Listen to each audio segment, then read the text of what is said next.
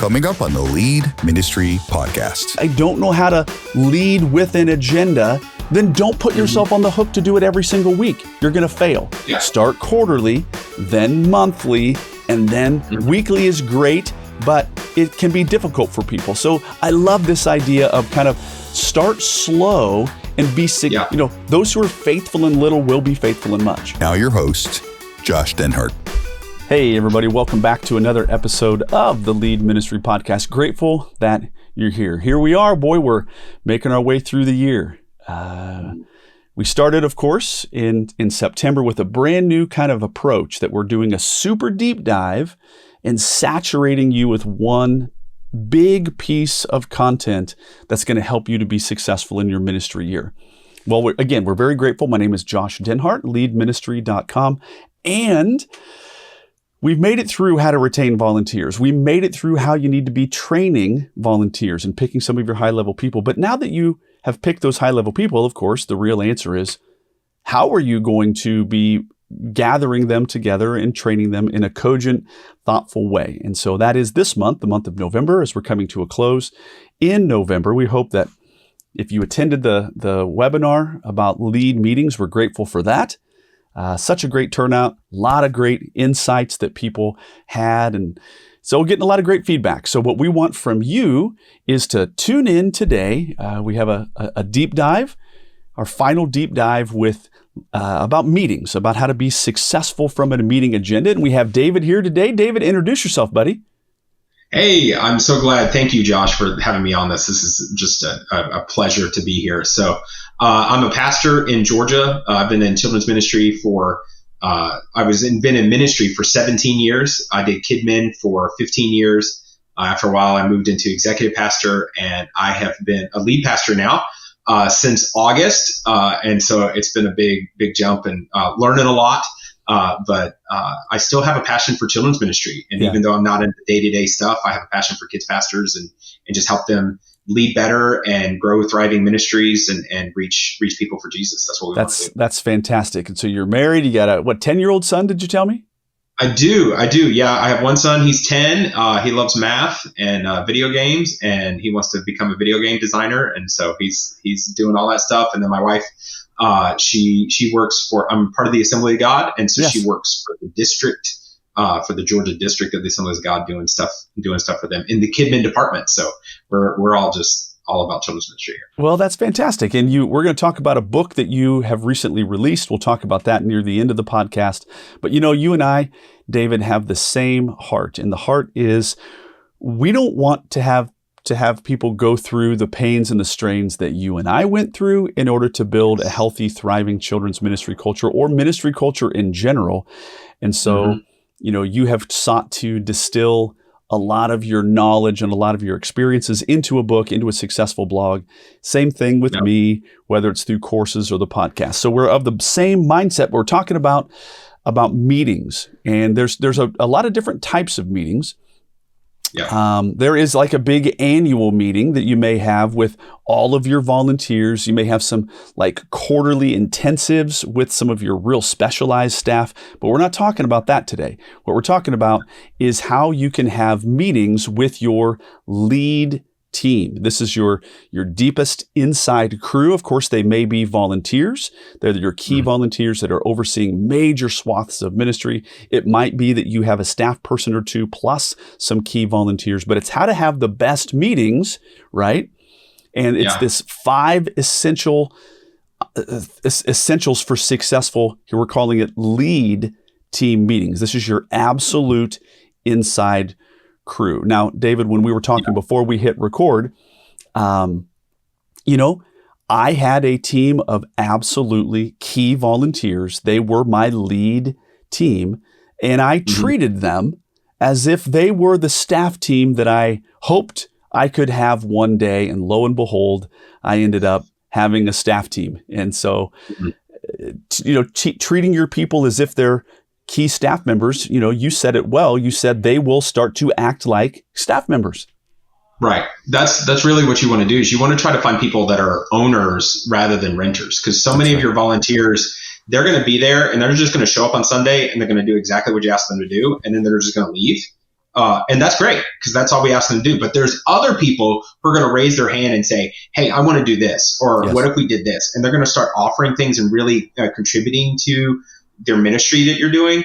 And so these are the people that you want to do. Because there's some ministries, there's a church one church I was at, we had a whole bunch of other ministries. We had Junior Bible Quiz and War Rangers and Impact Girls Clubs. And so I just created, they were all in charge of these different ministries. And so they were my lead team. When I went to another church, I was basically just over elementary, and I didn't have all those different ministry leaders, ministry departments. It was just kind of elementary. So I had to find these leaders that like I saw potential in them, even though they didn't necessarily have a title yet. They had a potential of like, okay, they can really help me take this ministry to the next level. And so I'm going to try to meet with them on a regular basis so that we can move the ministry forward. Okay, this is huge. This is absolutely huge. And what I want to point out to everyone who is, if you're listening to this from a podcast standpoint, but I also want to point out if you're watching this on YouTube, here's kind of what we're talking about. What David just shared is he was seeking to find his 12, maybe his 3, and maybe his 1. So this deeper team, regardless of whether it's departmental or, as David is sharing, if it's actually just you're over elementary or you're over junior high, but your eyes now are searching across the crowd to find what we call your faithful few. And as you find that faithful few, you're going to need to not only invite them, you're going to need to start to have these, what we're calling lead team meetings, your deepest inside crew. So we're going to talk about the 5 essentials for successful lead team meeting. Now, if you've been on the podcast with us for any length of time, we kind of have these 3 big buckets. We're going to define it, then we're going to develop it, and then finally we're going to have an opportunity for a call to action, or let's do it. So we're going to jump in right now to define it. What is the best way to host lead team meetings? Well, David, you've come up with these 5 essentials for successful lead team meetings. And I'm just going to read them off really quick, and then we're going to go back and touch each one, and you can kind of walk us through. So first, it is meet regularly. Next, have an agenda. A big amen to that. Another one, start on time and end on time. I couldn't agree more. Number 4, start with what's going well first. Don't be a Debbie Downer and start with any kind of problem. Start with what's going well. And finally, don't cancel. Okay, let's start from the top. When you say meet regularly, talk to us about that. So especially so many of us as kids pastors, you may be the only paid person in the room. Yes. And so trying to get volunteers together and trying to get them to meet together can be difficult to do because everybody has different schedules. Sure. And so many of our volunteers in children's ministry are women, and so they're moms. They're either at-home moms or they're working moms. They just have these really busy schedules, and so you got to figure out a way that works for everyone. So you want to find a time that works best with that your team can meet. So when I was at one church, we still had Wednesday night dinner. And so what I would do is I would say, hey, y'all come at the very beginning of Wednesday dinner at 5:30, and then I will feed you and your kids. I'll pay for it, and y'all are gonna come to this, and then we'll meet all the way up until church starts. And so that worked really well when we had Wednesday night dinner. When I was at a different church, we didn't really have a Wednesday night dinner, so I tried to play with the different things. You want to try, when you set a meeting, you always want to try to set it within a rhythm that people are kind of already in. So if you can do like if you can do Sunday after church or Wednesday, or if you still do Sunday night church, you can do it there. So that people are already, especially if you're going to meet in person, people are already there. And so they're not having to change a lot. I agree with that. What we used to say is, don't make them make the second drive. If they've already driven once, so it's like, hey, you're coming on Wednesdays anyway. Let's just kind of tag on to the front of that. It's driving once. If we were very successful with, as soon as church is done, I've got some quick food for us, and we're going to have a meeting since you're already here. Right. And so, and they're so much more willing to say yes to that when you hit them, when most of them are already there. One thing that you can also experiment with, and I did this during COVID, is I met on Zoom. because like we weren't really meeting in person. Wednesday night was not really a thing. So I was like, okay, let's just meet on Zoom and just do a meeting that way. It was not as personable as meeting face to face, but there's sometimes where, like, we're going to talk about don't cancel at the end, but there's sometimes where you just can't get everybody in the room. It's like, well, we can hop on a Zoom call because then we're not asking them to do that second drive. We're just asking them to log onto their computer or their phone for a second and just have the conversation that way. Well, what I love is you're finding a time that works best for most. And if they're already coming in, let's kind of just double up on that. You're experimenting with what works best. But I love this. Once you find a time, stick to it. Now, before we get to that one, I will say, like, don't do something, if you can avoid it, don't do something that crushes yet one more evening meeting of their life. Don't make them, it's like, oh wow, now Tuesdays are crushed for me. We're out of our homes, we're away from our families quite a bit. So I like this idea of regularity. I like this idea of experiment with what works best. And since we are a digital society, we can meet by Zoom, and that can happen at 9:28 p.m. if everybody's just willing to have a quick, 25-minute gathering. You know what I mean? So I like the idea. Find a time and stick to it.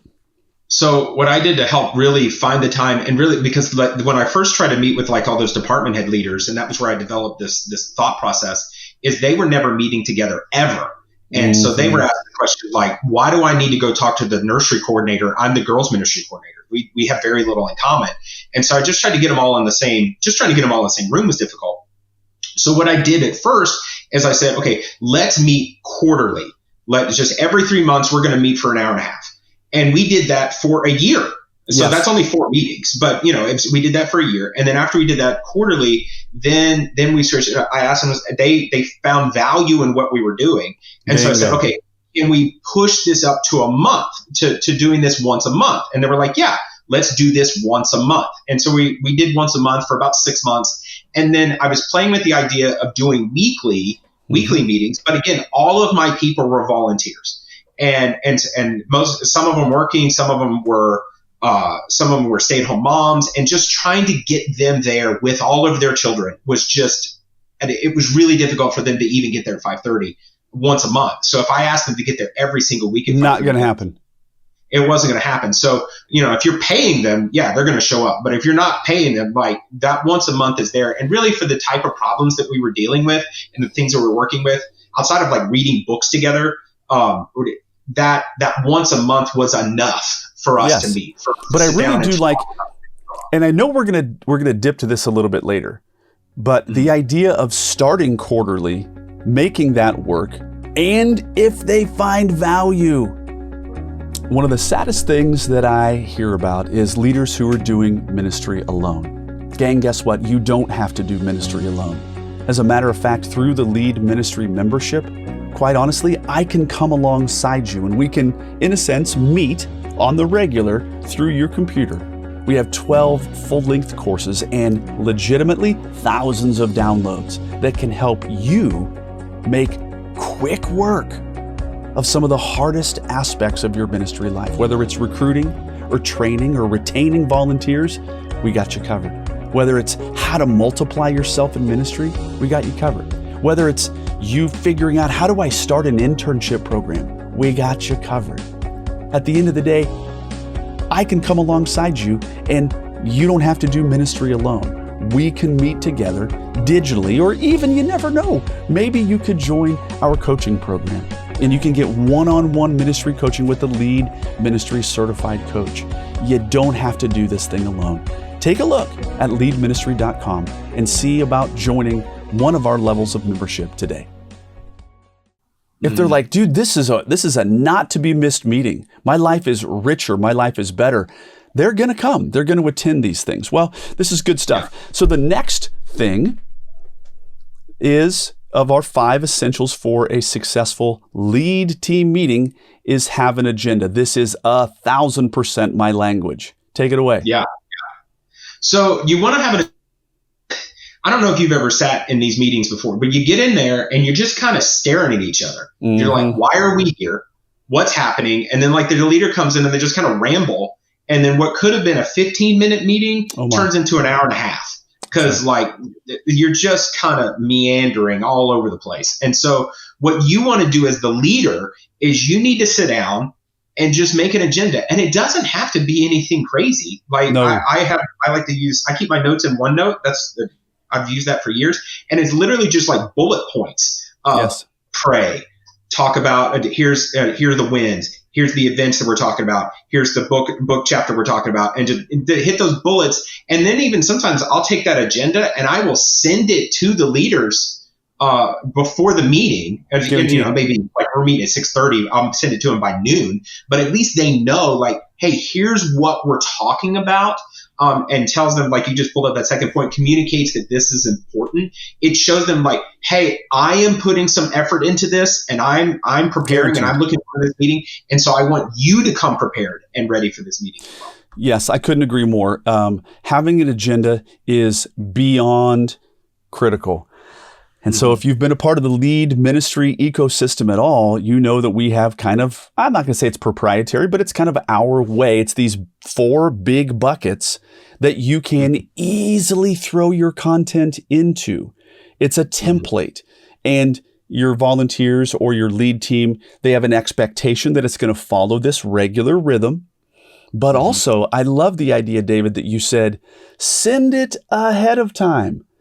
That shows them what we're going to be talking about. The other thing too is, from a human brain standpoint, when I send it ahead of time and they look through it, their gears already are spinning. They're already kind of processing and crunching some of those numbers, so to speak, in their head, so that when they finally show up to the meeting, it's almost as if their brain is already kind of in tune with what we're going to talk about. So for me, I never, ever led a meeting without an agenda. I said this on a previous podcast with Vance Martin, but I sure wish that I was in a position to say, I'm sorry, I won't attend your meeting unless you have an agenda. I never got to that level. I was never the senior pastor, right? Yeah. But I have to say that, David, a lot of the pains that I experienced in ministry, and by the way, a lot of the ways that I fixed things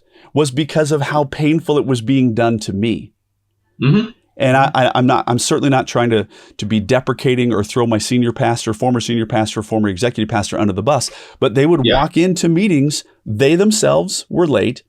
They themselves did not have an agenda. And it was this meandering insanity. And that frustrated me. And so my best answer was, okay, I can't fix them, but the things that are painful that are happening to me, I can ensure that none of that pain happens to people that I'm leading. So I can fix that which I don't like that's being done to me. Yeah.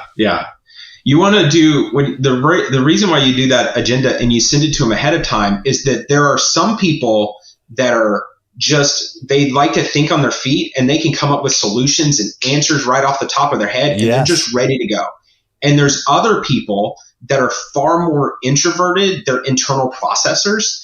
And so if you send them, to your point of like, they can look at it ahead of time, they can get in there and they can go ahead and start thinking about their answers and thinking about the problems that's there. Even if it's bullet points, you've been meeting with them regularly, they're not going to be surprised by like, oh, we're talking about Christmas, the Christmas play, into it. They've already thinking about that and it's like, okay, what can I contribute or what do I need to talk about with this stuff?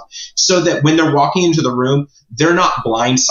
Brother. Because what will happen if you're in that room and you're not, and this is the first time they're seeing it, then most of the input that you're going to get is from those people who think on their feet, are outside verbal processors.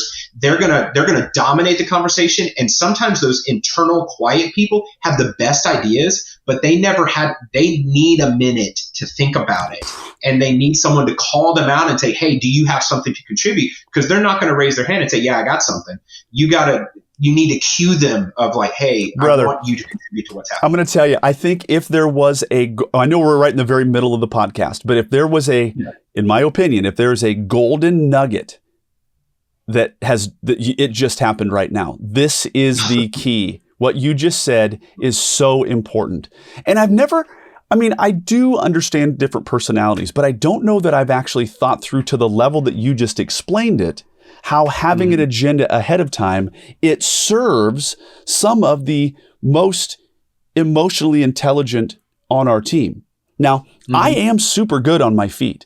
Like, I am really gifted. But my wife, on the other hand, if you give her enough time, she's going to come up with a thoroughly thought through answer. And I tell you, if we don't give an agenda, we are robbing the team of that introvert's opportunity to share really deep insights. I could not agree more. So well stated. That's good stuff, man. That's good stuff. Well, you got to have an agenda, and it really does serve every one of the different personality types that we have. But however, this one's important. Of the 5 essentials for successful lead team meetings, number 3 is start on time and end on time. Yeah. This one is big because you talked about it, how your senior pastor, executive pastor would walk in late to a meeting. And it's to their very own meetings. They were so good. Like, you called this. If you called it for this time, why can't you be here at this time? And I cannot say that with 100% integrity that I have been on time to every single one of the meetings that I've called, because just life happens sometimes. Of course. But you want to make the effort of every single time, like, okay, we are going to start on time. And there are some times where people are going to be late. There are some people that are just chronically late. And so what I always did to help buffer that, especially for meeting in person, because then they got to awkwardly walk in 5 to 10 minutes late. Yeah. What I would do is, instead of it just being dead time of us just like staring at each other, waiting for someone to say something, I would come up with things for us to do. So that was a lot of times where the meal came in handy, because they're 5 to 10 minutes late, but they just missed eating time. We're just sitting around, we're just talking and just, getting to know each other while we're eating a boat of spaghetti that we picked up from the cafe area. So that we can still start on time. And that way the people who did show up on time and the people who showed up early are like, okay, it was not a waste for me to come. Because if you were consistently late, what's going to end up happening is that people will not show up until it's late. Okay. If you say we're going to start at 5:30 and you're always starting at 5:45, what's going to end up happening is like no one's going to show up till 5:45 because the first 15 minutes is a waste of time anyway. That's exactly right. I call that being institutionally trained. Yeah. The institution ended up training our people. And so get this, if you say that you're going to start at 5:30, those people who are rule followers and they busted it, they ran a red light in order to be there at 5:30 and it didn't actually start till 5:45, a lot of resentment that takes place in them and they're like, hey, touche, I'm not coming early. But why did I rush you? You don't have me do anything. So and I'm not saying there's not times where like you can start the meeting and it's like, hey, we're just going to give 5 minutes or whatever, and you can do that once in a while. But you want it consistent, especially with this group of people. These lead team, these are the people that you are investing the most, that you are asking the most for. You need to honor their time. So you need to start on time. And then the other thing, the backside of that is you need to end on time. Because if you're ending on time, what ends up happening is we get into these conversations, and you end up having a really good conversation, and then you finish that part, and you look down at your agenda, and there's 3 points you haven't hit yet, and so you're going to feel this pressure of either A, trying to extend the meeting to talk about all those things, and then you're in there longer than everybody agreed to. B, you're going to rush through all this stuff, and you're not going to the conversations and the things that you actually need the answers for are not going to be answered because everybody's just like, we're ready to go. Or C, you got to talk about like, okay, what are we going to? I forgot what C was. Like, what are we going to cut? Right? Yeah, what are we going to cut? And so what I like to do in these situations, because I'm a talker, and so I know that there are some times where I'm going to go over. Is that if I look at the time and I say, okay, we got 5 minutes left or we got 10 minutes left, and say, all right, we got these things, because they have the agenda, because I'll send it to them, and sometimes I'll even print it and hand it to them.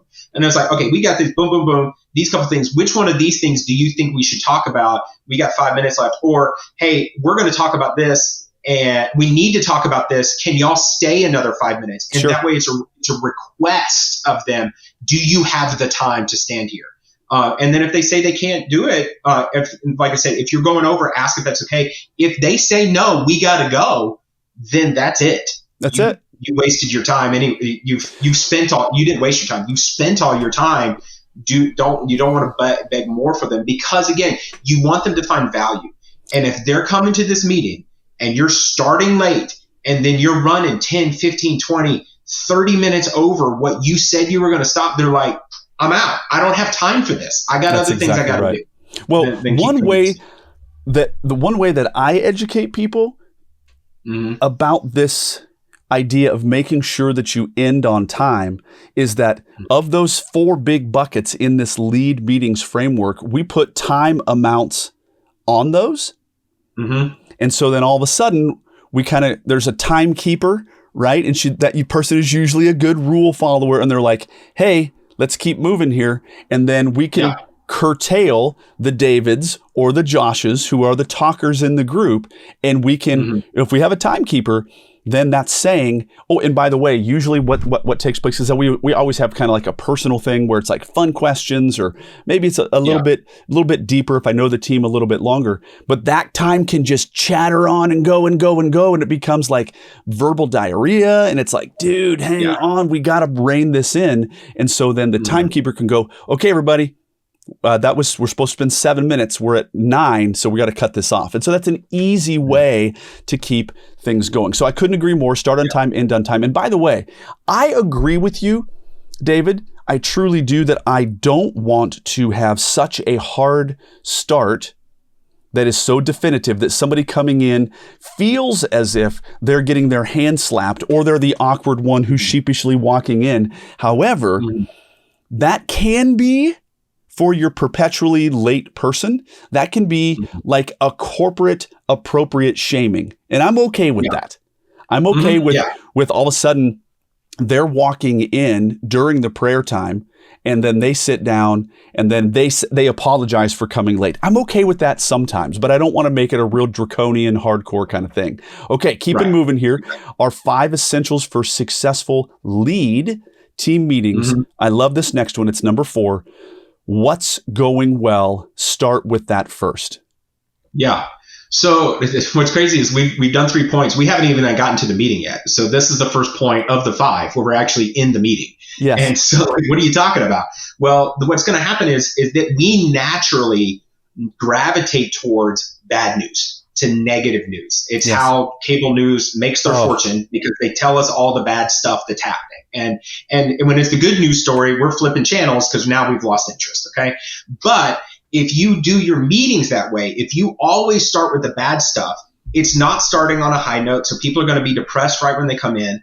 And you're going to get so drilled down into trying to solve the problem that you're doing that when you walk out of the room, you can feel like that we're not being successful. You can feel like that everything we're doing is for naught, because no one has talked about what good has happened.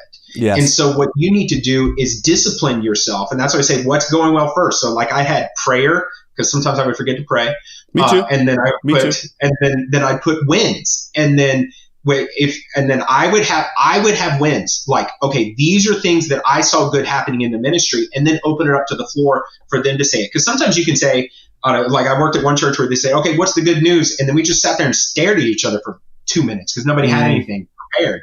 And I was like, if you as the leader have something, you can at least, John Acuff uses this phrase, you give them the gift of going first. And so I'm going to go first. So now someone else can chime in and offer another win is in there. And then you can talk, and then people can feel like, okay, we are being successful. We are making a difference in what we're doing. And so now with this positive attitude, let's tackle the problems that we're dealing with. As opposed to the other way around.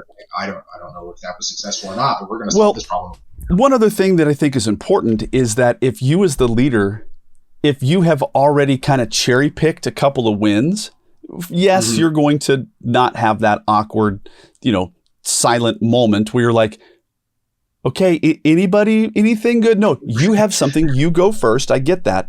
But also, if you do that on the regular, you're communicating to your people, get your glasses shined up to be looking for good.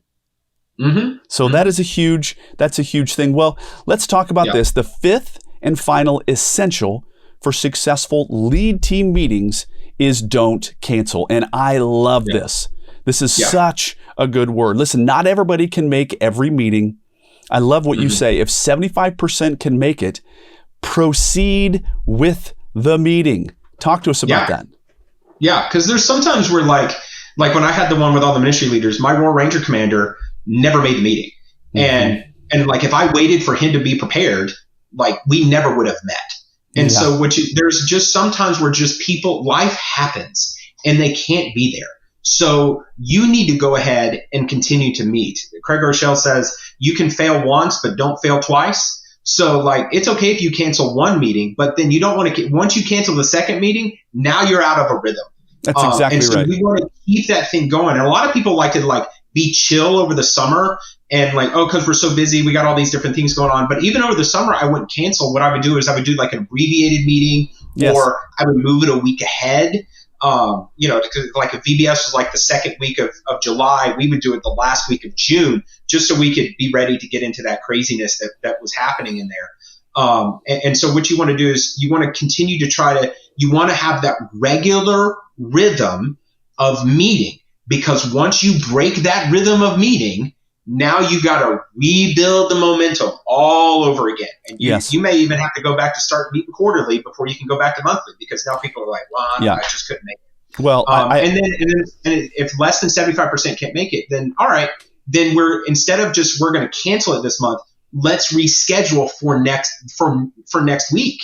Let's reschedule for another time, because if you just cancel for that month, well, now like the problems that you put on the back burner in May, you're not going to talk about till July.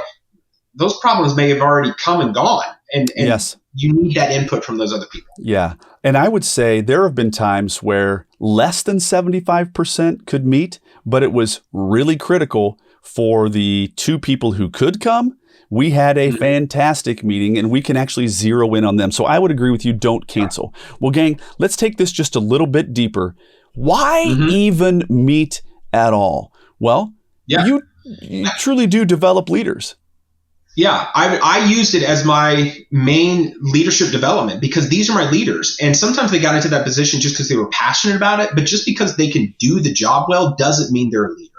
And so you have been exposed to more things as the kids pastor than because you're watching this podcast. Your volunteer leader is most likely not watching this. So you need to share with them the resources that they have. So what we would do is we would read books together and talk about it.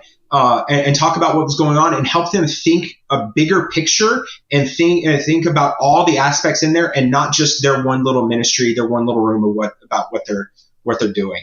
The other thing is to help you share the load with leading the ministry, because ministry leadership itself and ministry is can be very lonely. And you're the only one dealing with these problems. So if you can have other people in the room that love you and trust you, and you can talk about the problems, and then even those volunteer leaders, sometimes they don't want to bother you. Oh, that's because it's like, so if you create a forum, a place for them to voice their issues, and it's not just that way, they're not telling you on Sunday where you're trying to lock up and saying goodbye to everybody. Oh, by the way, I'm having so-and-so, it's called out 5 times in a row. Should I let them go? Like, you actually have a room to like, okay, yeah, let's talk about that volunteer and what can we do to bring that person into the fold, or maybe we need to say goodbye, or maybe we need to do like a recruitment push, or do something. I like the idea that you said it's a forum. You have a dedicated space by which you're going to deal with some of the nuts and bolts, some of the highs and the lows and the challenges of ministry. But as you say, it can actually create better ministry. We are going to sharpen one another. We're gonna sand off some rough edges with our programming. We're going to sand off some rough edges. We actually together should be making a far better thing. Well, you also say you're preparing for your eventual departure. Now, we can't spend too much time on this, but I couldn't agree more. As I say often, David, success in ministry isn't what you do. Success in ministry is what happens if you never came back.